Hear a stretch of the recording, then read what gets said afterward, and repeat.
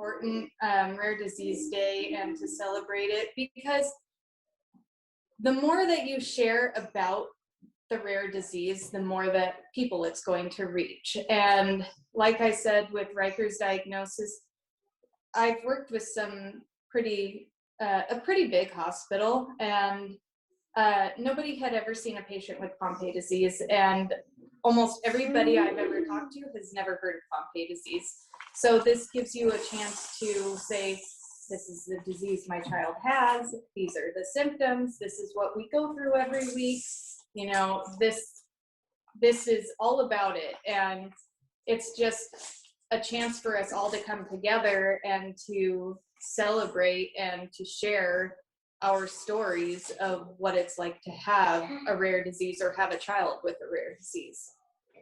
We've been collecting Riker's medication caps. This is a year of his medication caps, and he loves to play with them. So these are the tops off of every vial of medication that he gets. He gets a weekly enzyme infusion that I do at home. And so we've saved the top off of every medication vial for a year.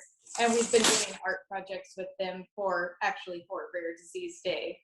And so it's always kind of surprising to see how much we have at the end of the year.